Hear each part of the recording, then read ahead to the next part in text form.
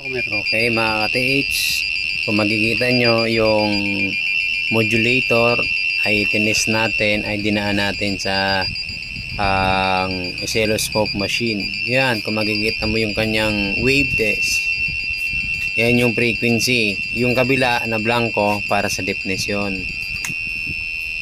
Makikita mo sobrang lakas yung voltaheng lumalabas. Yan, nakaset yan sa gold. Okay, so bawat selector niyan may kanya-kanyang frequency wave. So 10 target yan, water trap, gold, poison, bomba, tunnel, platinum, multitran, decoy, gold coins, old coins. Kaya naman sa deafness, yan, yan. Yun sa bandang kaliwa, yun ang frequency sa mga target. Sa bandang kanan, yun ang deafness.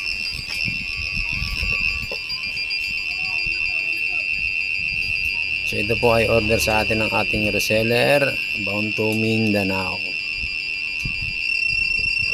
So yan, may deafness po yan.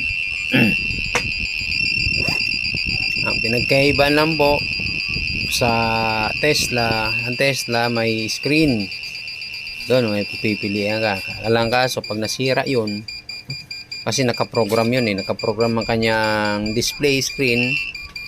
Pag nasira yun, wala na, di mo na magagamit yun. Hindi mo yun mapapaayos kahit kanino. Ito yung gawa ko. Ayan. Ayan, hindi program yan mga ka-TH. Kung hindi,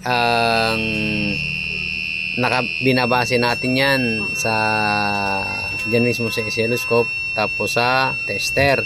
Kaya pwedeng paayos sa mga iba't ibang electronic shop.